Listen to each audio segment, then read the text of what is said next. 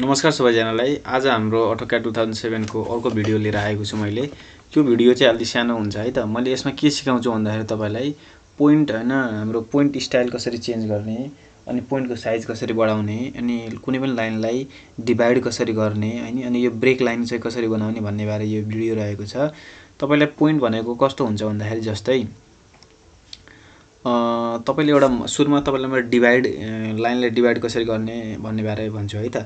जस्तै एउटा लाइन बनाए मैले एल इन्टर गरे, यसलाई मैले एउटा यसरी एउटा कुनै लेन्थको लाइन बनाए। अब मैले यसलाई डिभाइड गर्नु पर्यो भने इक्वल पार्टमा मैले के गर्छु भन्दाखेरि डिआइभी इन्टर गर्छु, अनि के भन्छ सिलेक्ट अब्जेक्ट टु डिभाइड मैले सिलेक्ट गरे है। अनि के भन्छ enter the number of segment भने कति सेगमेन्टमा डिभाइड गर्न चाहनुहुन्छ भन्यो है। मैले माना 4 इन्टर गरे। अब हेर्नुस् है, यो जुन देखायो नि यो भनेको पोइन्ट हो के, यो पोइन्ट स्टाइल हो। अब तपाईले मैले यहाँ पोइन्ट स्टाइल चेन्ज गरेको भएर यसरी देखिएको छ है, अलि ठुलो पोइन्ट देखियो। अब यसलाई चाहिँ चेन्ज कसरी गर्ने भन्दाखेरि तपाईको यो सबै सिधै केमा पनि जान सक्नुहुन्छ भन्दाखेरि फर्मेटमा जानुहोस् है। अनि यहाँ के छ पोइन्ट स्टाइल भन्ने छ है। पोइन्ट स्टाइल छ, यहाँ तपाईले पोइन्ट कसरी राख्न चाहनुहुन्छ यसरी पनि राख्न सक्नुहुन्छ। अब मैले यदि यसरी राखे भने चाहिँ कस्तो हुन्छ भन्दाखेरि र साइज पोइन्टको साइज चाहिँ सानो ठुलो गराउनु चाहिँ यहाँबाट हो है। जस्तै मैले यो राख्छु पोइन्ट साइज भने ओके गरे, हेर्नु यस्तो आयो है।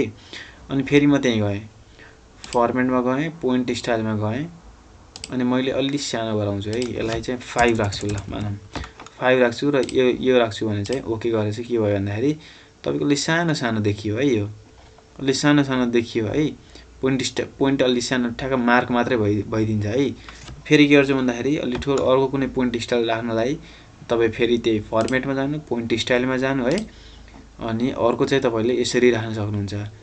मानौँ मैले ल यही राखिदिन्छु है, ओके गरे। ल हेर्नुस् त यो भनेको 1 2 4 इक्वल पार्टमा डिभाइड भयो, पोइन्ट स्टाइल पनि चेन्ज भयो है। त्यसरी पोइन्ट स्टाइल यसरी तपाईले चेन्ज गर्न सक्नुहुन्छ। पोइन्ट स्टाइल चेन्ज गर्ने, डिभाइड कसरी गर्ने बारे भन्ने बारे सिक्यौ है त हामीले। अनि पोइन्ट स्टाइल र डिभाइड सिक्यौ। अब अर्को हाम्रो के पनि यहाँबाट हेर्न सक्छौ भन्दाखेरि एउटा चाहिँ हाम्रो के हुन्छ भन्दाखेरि तपाईको डिभाइड सेन्टर के रे डिजाइन सेन्टर भन्ने हुन्छ है AutoCAD मा। जस्तै तपाईले कुनै अब प्लान बनाउँदाखेरि तपाईले कुनै कम्पोनेन्टहरु सिधै तपाईले नबनाइकन AutoCAD को त्यो डिजाइन सेन्टरमा तपाईले राखिदिएको हुन्छ। जस्तै यहाँ डिजाइन सेन्टर भन्ने यो अप्सनमा हेर्न सक्नुहुन्छ है तपाईले। यसरी डिजाइन सेन्टर भन्ने यहाँ यसरी Ctrl+2 बाट पनि तपाईले निकाल्न सक्नुहुन्छ। डिजाइन सेन्टरमा मैले यसरी क्लिक गरे भने कुनै कम्पोनेन्ट मलाई चाहिन्छ त्यो यहीँबाट निकाल्न सक्छु। जस्तै मलाई एउटा मैले प्लान बनाए त्यो, अनि तपाईको यो बेडरुममा चाहिँ मैले क्वीन साइज बेड राख्नु पर्यो भने मैले यहाँबाट यसरी क्लिक गर्छु, अनि मैले ब्राउज गर्छु है। ब्राउज गर्नु पर्दैन, सिधै ओके गर्दा हुन्छ। ओके गर्न सक्छु मैले यहाँबाट यसरी यहाँ राख्छु है त। कुनै पनि कम्पोनेन्ट चाहियो तपाईलाई, जस्तै फोन ल्याम्प टेबल चाहियो, फोन डेस्क चाहियो, सोफाहरु चाहियो है, यहाँबाट तपाईले निकाल्न सक्नुहुन्छ। होममा जानुस्, तपाईलाई के सम्बन्धी चाहिएको, इलेक्ट्रिकल पावर सम्बन्धी चाहिएको कुनै कम्पोनेन्ट चाहिएको, किचनतिर चाहिएको हो कि हैन, किचन चाहिँ ब्लक्समा जानुस्, किचन सम्बन्धी यहाँ छ।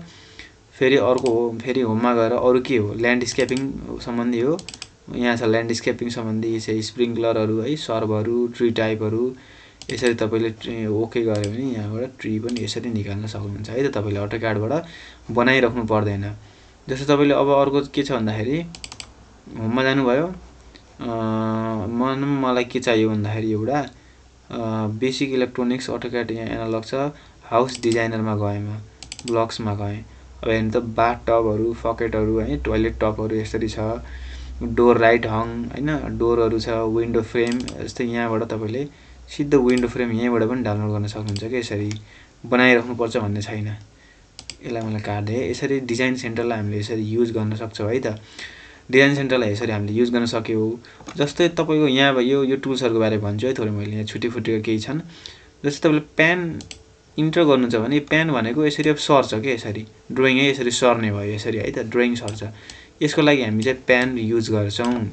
अर्को जुम यहाँ छ, real zoom window, zoom previous छ, प्रोपर्टिजहरु यो खासै युज हुँदैन है। अब अर्को भिडियोमा चाहिँ मैले तपाईलाई एउटा भन्न हैन छुटेको भनेको एउटा के छ भन्दाखेरि यो लेयरको बारेमा हामीले ड्रइङ बनाउँदा जहिले पनि लेयरमा काम गर्छौँ। अनि लेयर कसरी बनाउने, के हो लेयर भनेको, लेयर सम्बन्धी एउटा भिडियो मैले ल्याउँछु अब अर्को पार्टमा चाहिँ। अनि त्यसपछि चाहिँ हाम्रो के हुन्छ, ड्रइङ बनाउने, नक्सा बनाउन बल्ल सुरु हुन्छ है त। मैले एउटा यो फाइललाई रिनेम गर्न चाहन्छु है। मैले फाइल नेम चाहिँ चेन्ज गरेको छैन।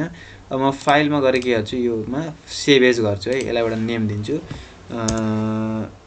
ट्युटोरियल भन्छु है म। एउटा ट्युटोरियल भने अब कहाँ सेभ गर्नुहुन्छ तपाईँले, यहाँबाट अब जस्तै डकुमेन्टमा हो कि केमा डेस्कटपमा सेभ गर्नुहुन्छ, तपाईँले यहाँबाट सिलेक्ट गरेर मैले के गर्छु, सेभ भन्छु है। हाम्रो अटोक्याड फाइल जहिले पनि .dwg एक्सटेन्सनमा हुन्छ, यति कुरा याद गर्न सक्छौँ हामीले। सेभ गरेँ। अब हाम्रो यो ट्युटोरियल .dwg भन्ने नामले सेभ भयो है त।